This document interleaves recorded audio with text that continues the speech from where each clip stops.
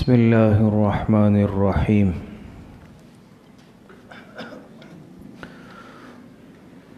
وبه قال حدثنا عبد الله بن معاوية الجمحي قال حدثنا حماد بن سلمة عن خالد الحزاء عن عبد الله بن شقيق عن عبد الله بن سراقة عن أبي عبيدة بن الجراح رضي الله عنه قال: سمعت رسول الله صلى الله عليه وسلم يقول: إنه لم يكن نبي بعد نوح إلا قد أنذر قومه الدجال وإني أنذركموه. فوصفه لنا رسول الله صلى الله عليه وسلم فقال: لعله سيدركه بعض من رآني أو سمع كلامي. قالوا: يا رسول الله فكيف قلوبنا يومئذ؟ فقال: مثلها يعني اليوم أو خير. حضرت ابو عبیدہ ابن الجراح رضی اللہ تعالی عنہ سے مروی ہے، وہ روایت کرتے ہیں کہ میں نے جناب رسول اللہ صلی اللہ علیہ وسلم سے سنا، آپ صلی اللہ علیہ وسلم ارشاد فرما رہے تھے کہ کوئی بھی نبی نوح علیہ السلام کے بعد ایسا نہیں گزرا مگر یہ کہ ہر پیغمبر نے، ہر نبی نے اپنی قوم کو دجال سے ڈرایا ہے، اور میں بھی تمہیں فتنہ دجال سے ڈراتا ہوں۔ پھر اس کے بعد جناب رسول اللہ صلی اللہ علیہ وسلم نے ہمارے لیے دجال کی نشانیاں ذکر فرمائی، علامات ذکر فرمائی، اور جناب رسول اللہ صلی اللہ علیہ وسلم نے ارشاد فرمایا کہ ہو سکتا ہے کہ تم میں سے جو شخص، یعنی جس نے مجھے دیکھا یا میرا کلام سنا، ہو سکتا ہے تم میں سے بھی کوئی دجال کو پالے اس کا زمانہ۔ ہم نے عرض کیا: اللہ کے رسول، اس وقت ہمارے دلوں کی حالت کیسے ہوگی؟ جناب رسول اللہ صلی اللہ علیہ وسلم نے ارشاد فرمایا: مثلھا یعنی الیوم او خیر، آج کے دن جیسے ہی ہوگی یا اس سے بھی بہتر ہوگی۔ گزشتہ دروس میں آپ حضرات کے سامنے یہ فتن کا سلسلہ چل رہا ہے، احوال قیامت اور علامات فتن۔ فتن سے متعلق آپ حضرات سن چکے ہیں کہ علامات قیامت کی 3 صورتیں ہیں یا 3 قسمیں ہیں۔ ایک قسم کہلاتی ہے علامات بعیدہ، دوسری علامات متوسطہ یا علامات صغریٰ، اور تیسری قسم علامات قریبہ یا علامات کبریٰ۔ اور یہ جو فتنہ دجال ہے، اس کا تعلق تیسری قسم سے ہے، یعنی فتنہ قریبہ سے ہے اور فتنہ کبریٰ جسے کہا جاتا ہے، کیونکہ دجال کا خروج، دجال کا نکلنا یہ قیامت کے قریب ہوگا، اور دوسرا یہ قیامت کی بڑی نشانیوں میں سے ہے، اہم نشانیوں میں سے ہے۔ تو انشاءاللہ آج کے درس سے خروج دجال سے متعلق کچھ بات کا آغاز کریں گے، پھر اس کے بعد مرحلہ وار، ترتیب وار ظہور مہدی اور نزول عیسیٰ علیہ السلام سے متعلق بات ہوگی۔ دجال سے متعلق قرآن کریم کی آیت میں دجال کی طرف اشارہ ہے۔ قرآن کریم میں اللہ پاک ارشاد فرماتے: یوم یأتی بعض آیات ربک لا ينفع نفسا ایمانها لم تکن آمنت من قبل او کسبت فی ایمانها خیرا، کہ اللہ پاک فرماتے ہیں کہ جب بعض تمہارے رب کی بعض نشانیاں ظاہر ہوں گی تو اس دن کسی کو اس کا ایمان لانا فائدہ نہیں دے گا، ایسے شخص کو جو اس سے پہلے ایمان نہیں لایا ہو۔ یعنی ان علامات کو دیکھ کر اگر کوئی ایمان اس وقت لائے گا تو اس کا ایمان لانا اس کو فائدہ نہیں دے گا، یا پھر اس نے اپنے ایمان میں کوئی اچھا عمل اگر نہ کیا ہو۔ اس آیت کے تحت امام مسلم رحمۃ اللہ علیہ فرماتے ہیں کہ 3 چیزیں ایسی ہیں کہ اس کے ظہور کے بعد کسی کو اس کا ایمان لانا فائدہ نہیں دے گا۔ وہ 3 چیزیں کیا ہے؟ ایک ہے سورج کا مغرب کی جانب سے طلوع ہونا، دوسرے نمبر پر ہے خروج دجال، اور تیسرے نمبر پر ہے دابۃ الارض کا زمین سے نکلنا۔ تو اس آیت کے تحت امام مسلم نے یہ بات لکھی ہے، اور اس آیت میں گویا کہ دجال کی طرف اشارہ ہے۔ احادیث مبارکہ تو کافی احادیث ہے، بڑا ذخیرہ ہے جس میں دجال کا تذکرہ ہے۔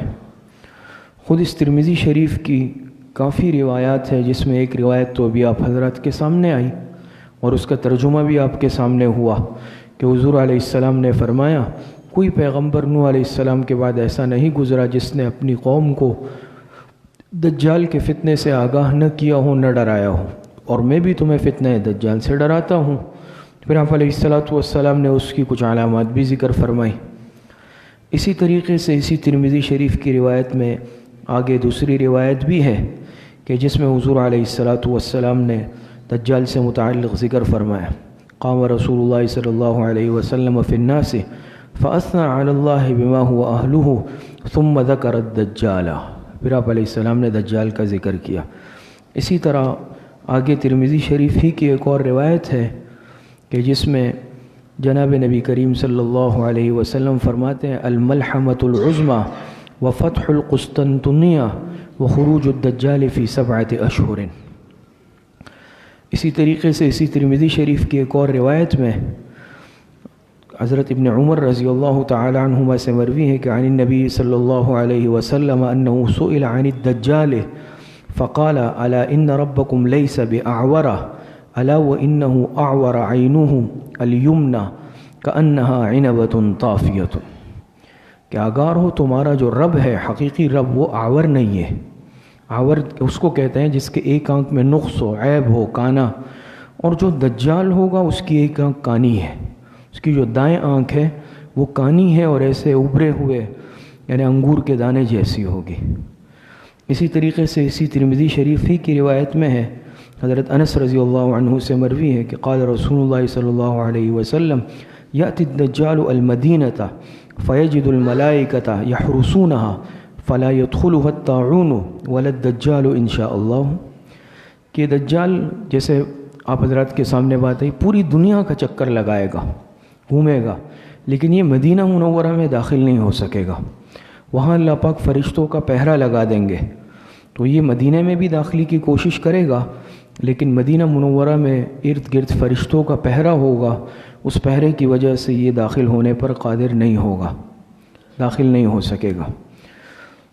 تو یہ ترمذی شریف کی چند روایت آپ حضرات کے سامنے آئی، اور بھی سیاہ ستہ کی کتابوں میں اور متفرق روایتیں دجال سے متعلق آئی ہیں۔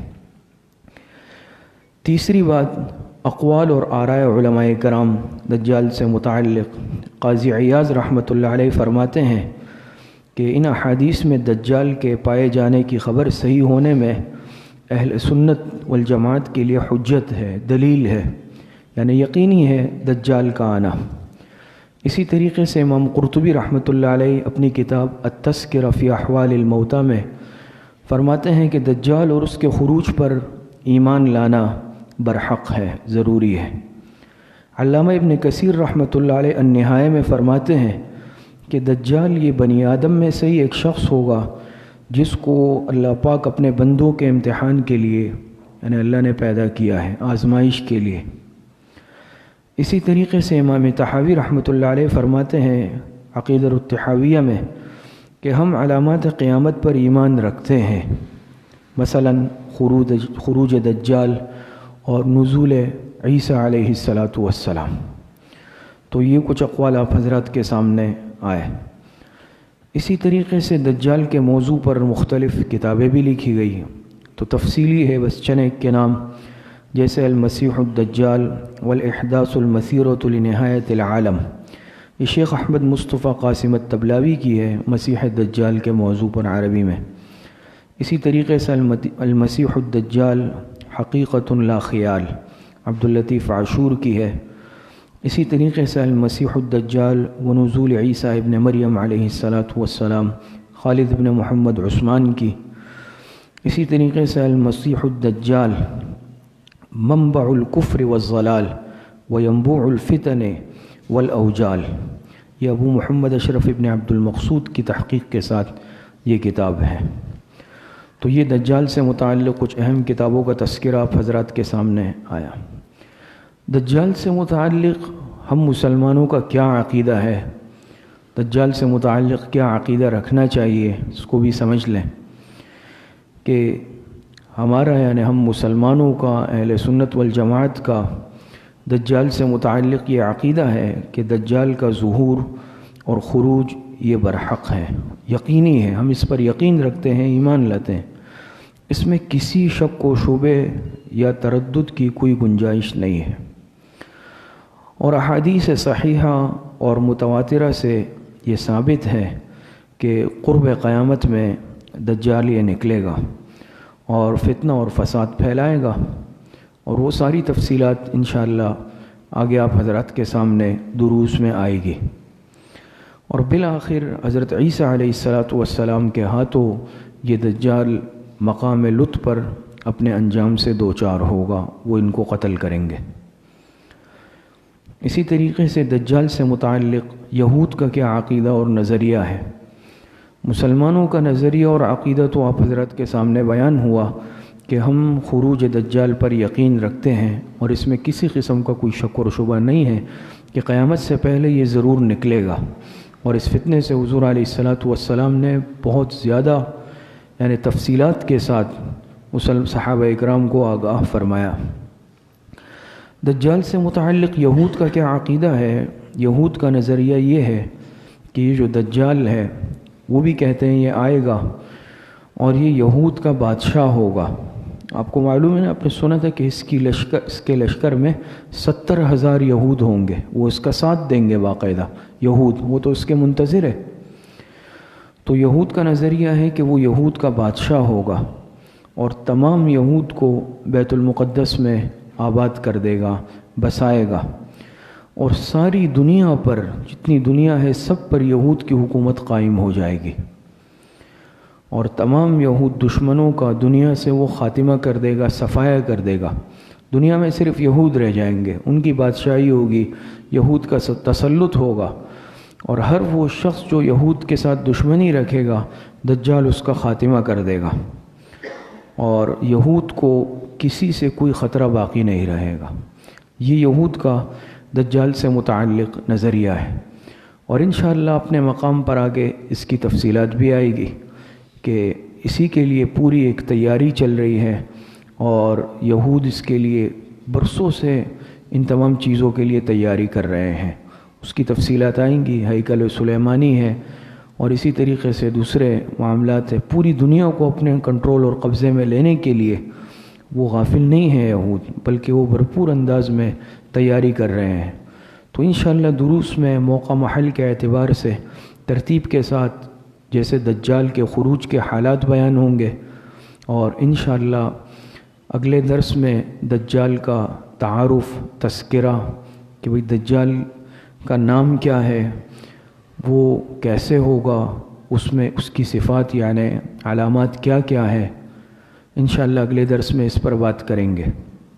اسی طریقے سے انشاءاللہ جیسے دجال کے خروج، حضرت مہدی رحمۃ اللہ علیہ کے ظہور اور حضرت عیسیٰ علیہ السلام کے نزول سے متعلق بات چلے گی، تو جو موجودہ حالات کے اعتبار سے اور جو اس وقت حالات چل رہے ہیں انشاءاللہ اس کے تناظر میں بھی اس پر بات کریں گے۔ اللہ پاک صحیح عمل کی توفیق عطا فرمائے۔ الحمدللہ رب العالمین والعاقبۃ للمتقین، والصلاة والسلام على خیر خلقہ محمد وآلہ واصحابہ اجمعین۔ ربنا ظلمنا انفسنا وإن لم تغفر لنا وترحمنا لنكونن من الخاسرین۔ ربنا آتنا في الدنيا حسنة وفي الآخرة حسنة وقنا عذاب النار۔ وصلی اللہ وسلم علی نبینا محمد وآلہ واصحابہ اجمعین برحمتک یا رب۔